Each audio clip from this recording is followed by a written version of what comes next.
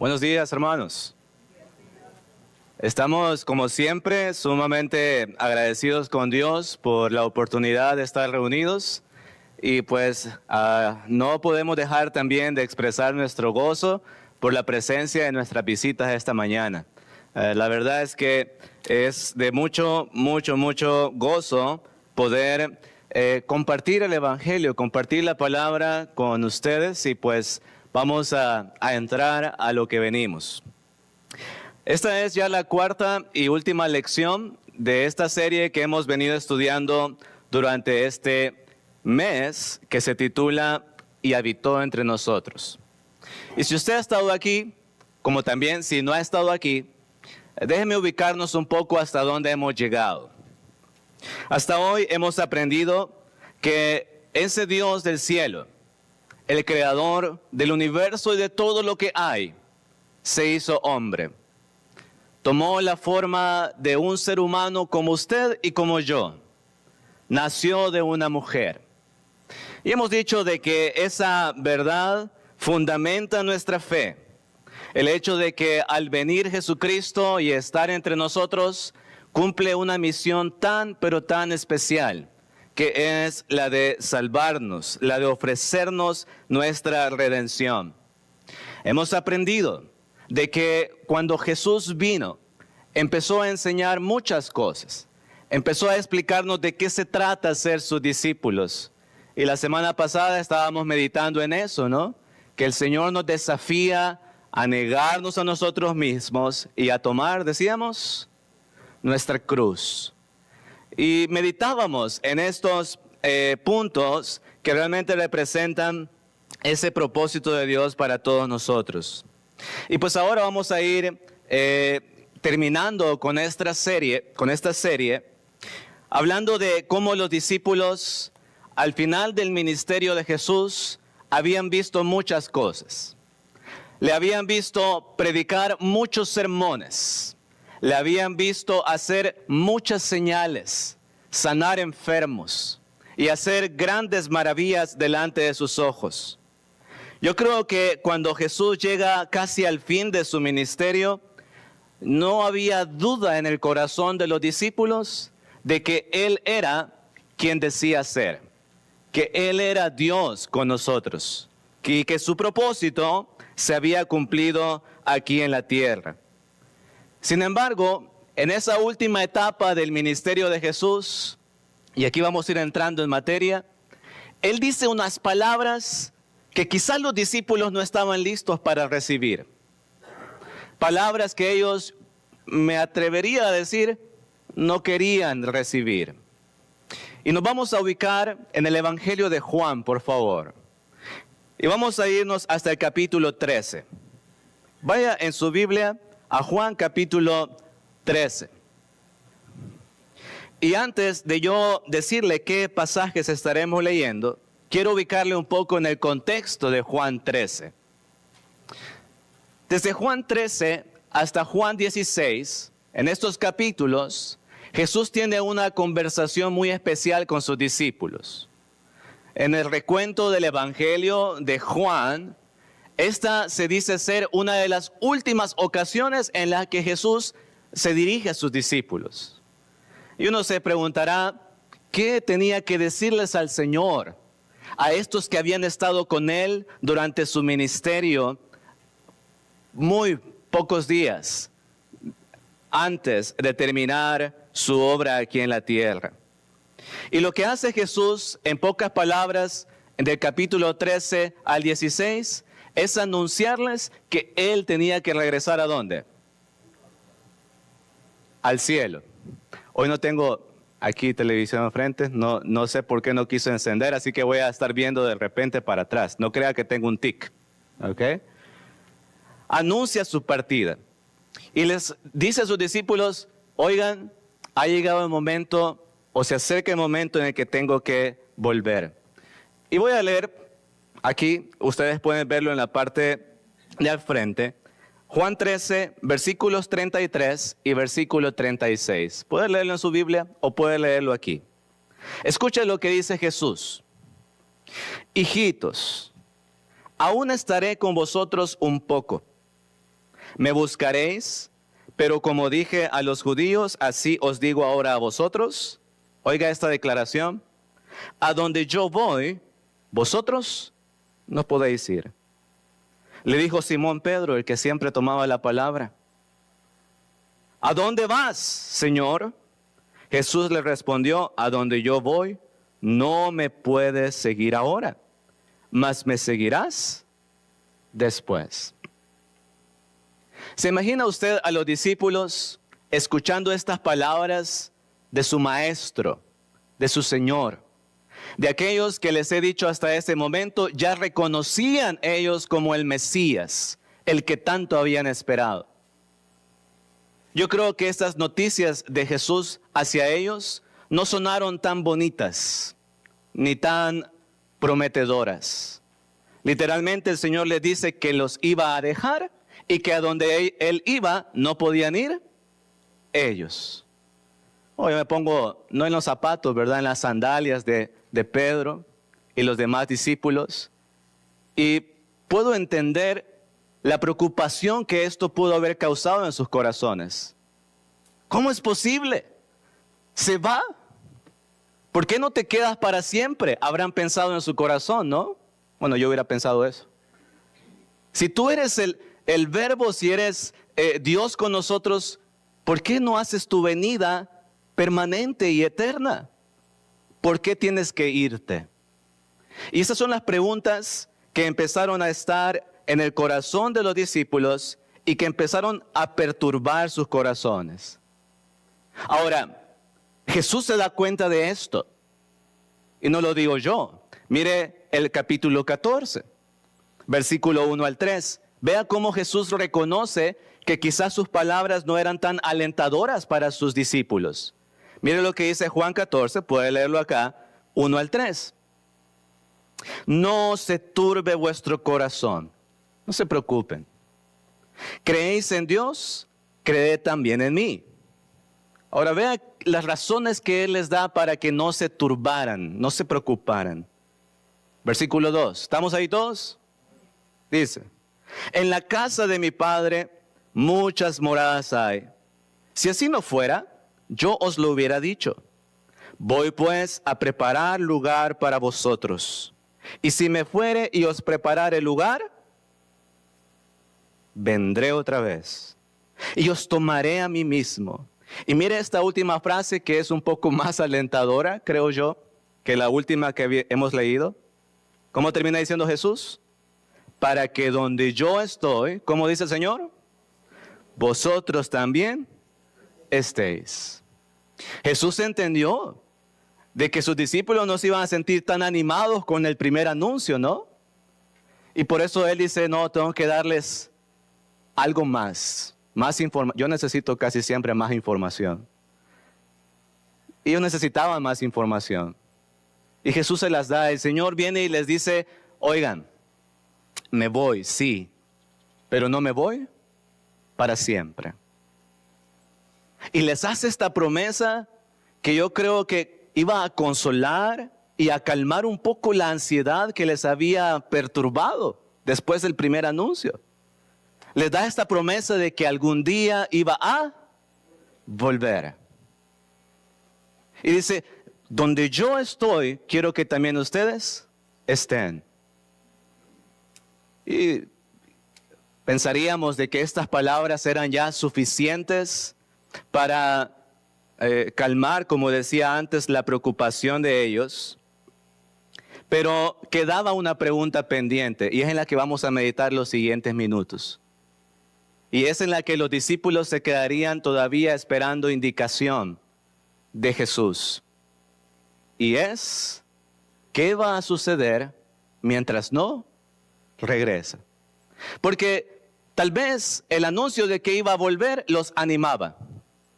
Y les hacía tener ya expectativa. Ok, Señor, te vas, pero vas a volver. Pero ¿qué va a suceder mientras no vuelves?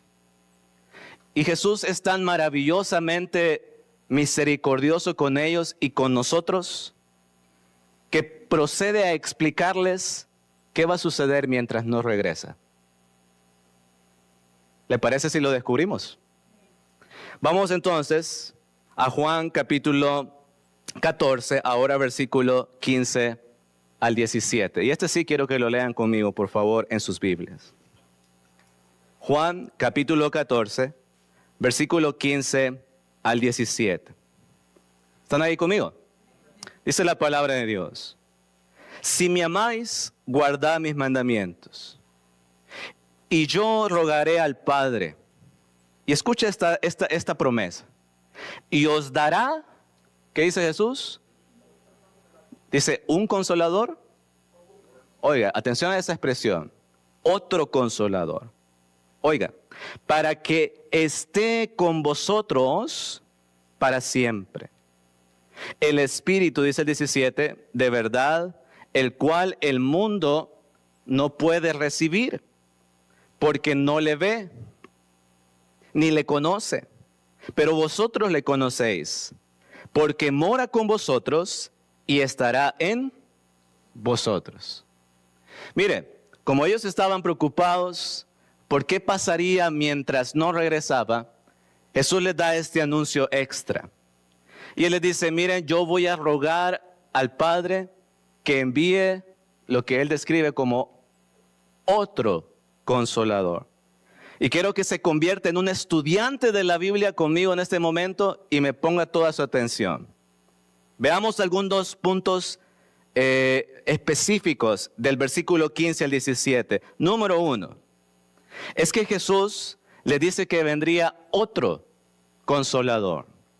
¿Sabe que la palabra consolador ahí en ese texto es la palabra parakletos en el texto original? El griego parakletos.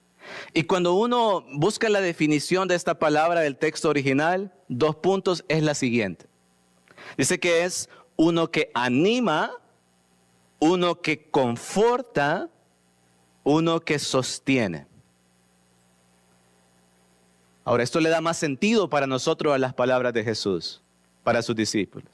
Él les dice, yo me voy, pero voy a rogar al Padre que envíe uno que les anime, que envíe uno que les conforte, que les consuele.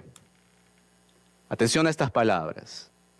Ahora, la palabra otro tampoco puede pasar desapercibida para el estudiante de la Biblia.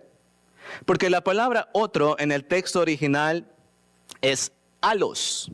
Y lo que esto significa cuando uno estudia esta palabra en el Nuevo Testamento es que implica que este que vendría tenía la misma naturaleza de Jesucristo. Ese otro sería de la misma naturaleza o esencia de Jesucristo. Y Jesús dice, este que yo voy a pedir que el Padre envíe, va a estar con ustedes por algunos meses. ¿Así dice? ¿Por algunos años? ¿Alguien puede descubrir ahí por cuánto tiempo estaría este consolador? Para siempre. O sea, yo me voy y en lo que vuelvo vendrá el Parakletos, el consolador. Lo segundo que vemos ahí, y la pregunta que podríamos hacernos es, ¿quién es ese consolador? Y el versículo 17, mire, nos da la respuesta inmediatamente. ¿Quién es ese Parakletos o ese consolador? Dice el Espíritu de verdad. Entonces, prácticamente, cuando Jesús dice estas palabras, ya despuesito, en los últimos capítulos de Juan, vemos que Él finalmente cumple su promesa.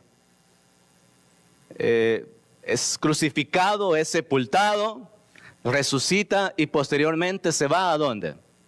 Al cielo. Y quiero entonces que nos ubiquemos en Hechos capítulo 2. Vamos más adelante. Porque las palabras de Jesús no tardaron en cumplirse para sus discípulos. Es más, dato. Después de la ascensión de Cristo, la promesa se cumple 10 días después. 10 días después. ¿Qué sucede 10 días después de la ascensión del Señor? Bueno, vamos a ver ahí Hechos capítulo 2, versículo 1 al 4. Y esto lo vamos a leer juntos en la Biblia. Vamos a ocupar la Biblia. Como decía alguien, si no ha leído la Biblia en su casa, ¿por qué no leerla esta mañana con su servidor? Dice Hechos capítulo 2, versículo 1 al 4.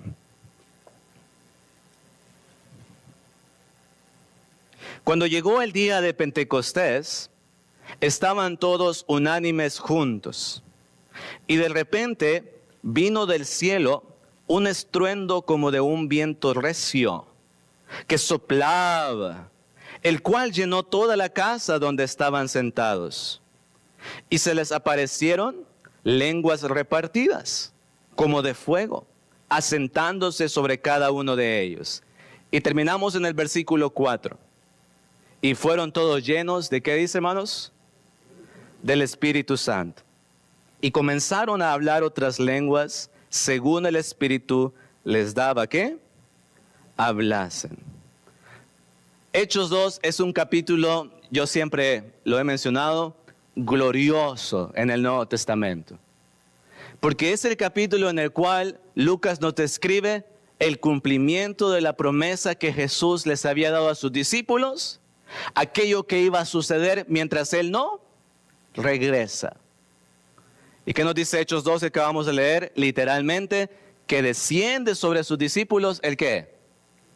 El Espíritu Santo.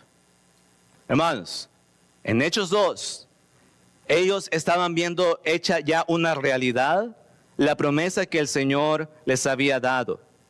Y es interesante que esto que Dios hace de darles su Espíritu, les llena a ellos de tanto valor, de tanto ánimo, que si usted termina de leer el capítulo 2 en su casa, se dará cuenta que inmediatamente lo que empezaron a hacer fue a predicar. ¿Se acuerda qué era el Paracletos? ¿Qué haría el Paracletos en palabras de Cristo? ¿Qué haría? Les alentaría, les consolaría, les animaría. Y eso hace el Espíritu. No lo vamos a leer todo por el tiempo, pero usted lee en su casa todo Hechos 2 y el Espíritu hace que esta gente se llene de tanto valor que Pedro se pone de pie y ante una gran multitud, ¿qué comienza a hacer? A predicar. ¿Y sabe qué predica Pedro? Predica lo que sus ojos habían visto. Predica que Dios se hizo carne, que habitó entre nosotros, que nosotros le hemos visto, dice Pedro. Fue crucificado, fue sepultado, fue muerto, pero al tercer día resucitó. Ahora, mire el resultado de ese poderoso mensaje que está aquí al frente. Vea, después de esta predicación que hace el apóstol Pedro, lleno ya del Espíritu Santo, vea el resultado. Dice el versículo 41 de Hechos 2, ¿puede leerlo acá?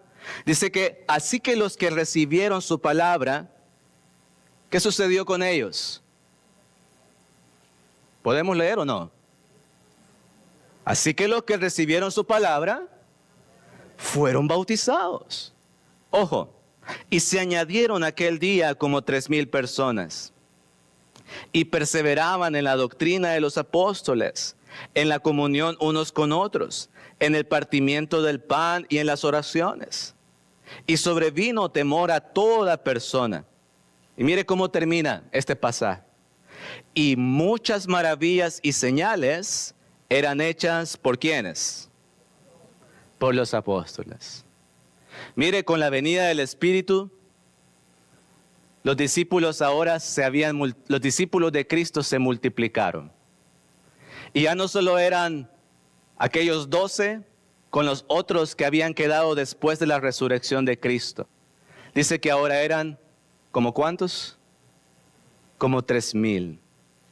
Que proceden a obedecer, que proceden a aceptar el llamado a seguir a Cristo. Porque el Señor había cumplido su promesa, les había dado el Espíritu, el cual les había dicho que estaría con ellos para siempre. Mire finalmente el versículo 46 y 47. Dice, y perseverando unánimes cada día en el templo, y partiendo el pan en las casas, comían juntos con alegría y sencillez de corazón.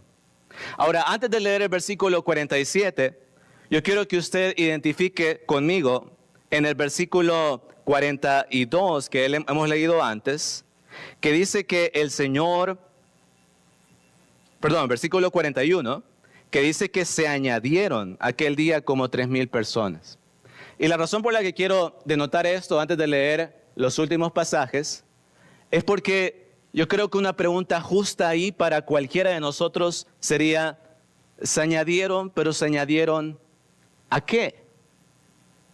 O sea, cuando Jesús cumple su promesa de enviar el Espíritu, cuando el Espíritu está entre nosotros y hace que los apóstoles prediquen, cuando esta gente obedece, dice que la gente se añadía.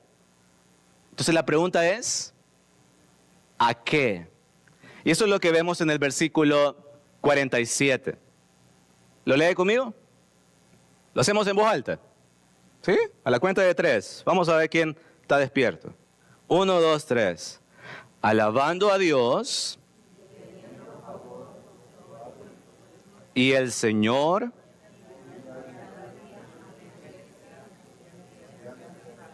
ok. ¿A dónde eran añadidos estos que se iban convirtiendo? A la iglesia. Ahora, aquí está el corazón de esta lección y con lo que casi vamos a ir aterrizando esta mañana. Con la venida del Espíritu Santo, óigame bien, ahora los discípulos no solo gozaban de la presencia de Dios de manera permanente, sino que también Jesús mismo había establecido un lugar donde la gente podía buscarlo para siempre. Y quiero que lea conmigo esta frase o esta declaración que, como he dicho hace unos segundos, es la conclusión de estas series. Dice así, mire, con la venida del Espíritu y al establecer su iglesia, Jesús abre la oportunidad para todos los hombres de habitar con Él, de habitar en comunión con Él, ¿por cuánto tiempo? Para siempre.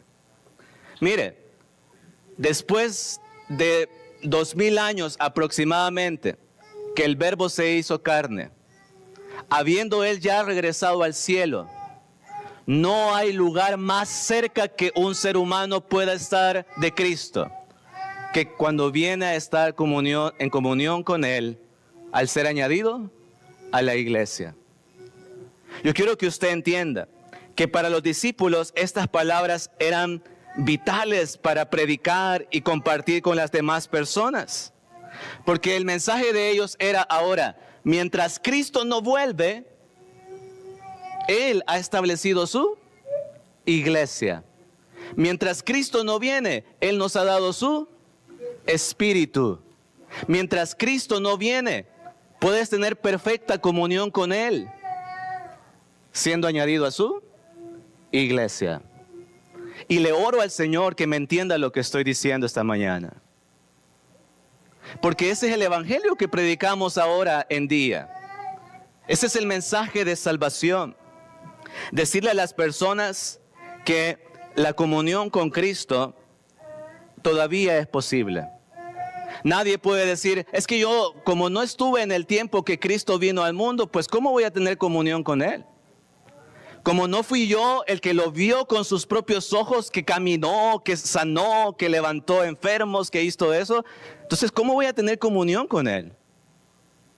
Es posible, por la promesa cumplida que Jesús da a sus discípulos.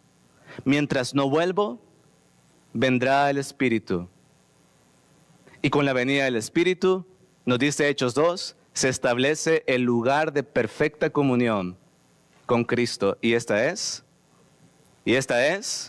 su iglesia. La iglesia después es descrita como el cuerpo de Cristo y Él su cabeza.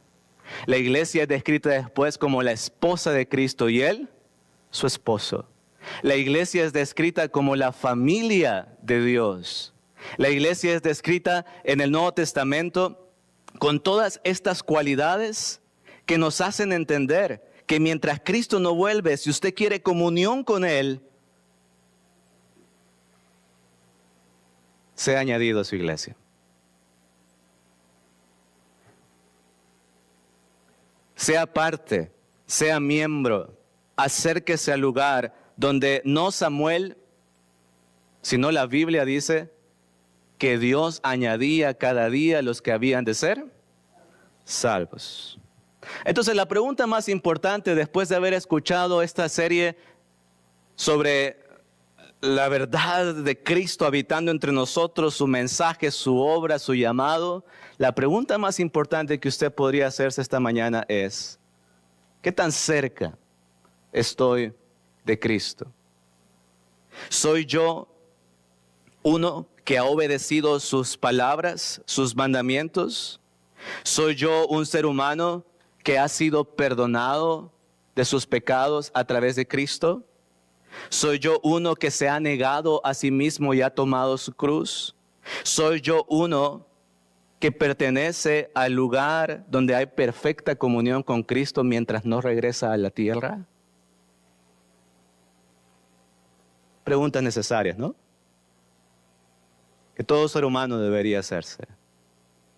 Y esta mañana termino diciendo que si hay entre nosotros amigos o amigas o visitantes que desean conocer un poco más, que desean ahondar un poco más en el conocimiento de la palabra de Dios y descubrir no qué propone la iglesia de Cristo o qué propone el hermano Samuel para que usted pueda alcanzar la salvación, sino más bien lo que enseña la Escritura, lo que dice Cristo, lo que dijeron sus apóstoles, que todos los seres humanos deben hacer para alcanzar la salvación. Y para eso estamos. Para eso las puertas se abren cada domingo. Por eso nos llena de gozo tener personas que deciden un domingo en la mañana en la que podíamos quedarnos acostaditos, relajados. Me dijo alguien un día, mi único día de descanso, hermano. Por eso nos gozamos. Porque hay gente como ustedes que deciden hacerlo difícil. Que deciden dar un paso adelante para venir y recibir estas palabras que son para vida eterna, que son para salvación. Entonces la invitación está hecha. Las puertas de aquel lugar que se abrió hace 2000 años siguen abiertas y Cristo sigue reinando.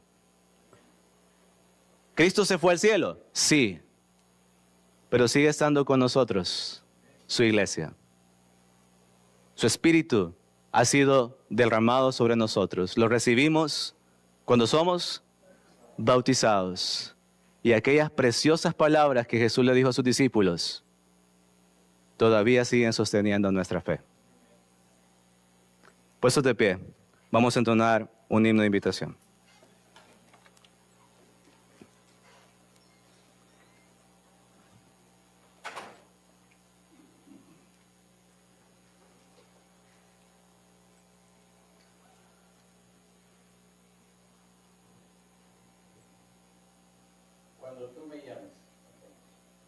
Cuando tú me llames, yo iré. Donde tú me guíes, marcharé.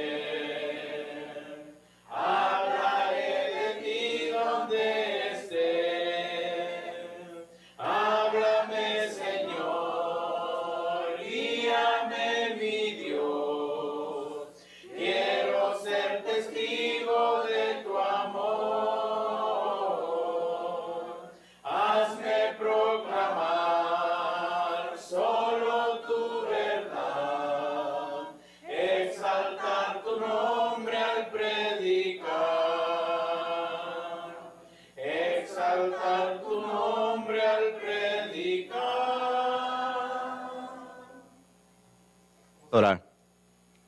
Bendito Dios y eterno Padre, estamos esta mañana muy agradecidos por ver en tu palabra la maravillosa obra que hizo Jesucristo cuando vino a la tierra.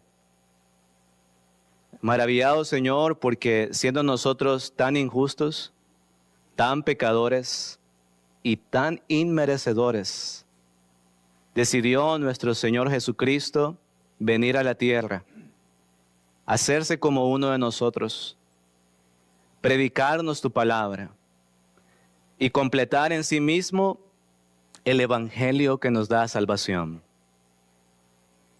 Muriendo en aquella cruz, siendo sepultado, mas al tercer día resucitando para tu gloria. Estamos también agradecidos porque tu palabra hoy nos recuerda que a pesar de que Cristo ya no está entre nosotros, volvió al cielo a donde pertenece, podemos seguir teniendo comunión con Él. Y podemos hacerlo, Padre, a través de esta oportunidad de venir a ser parte de la iglesia. Señor, no merecemos estar aquí. No merecemos llamarte Padre, ni que Cristo sea nuestro Señor.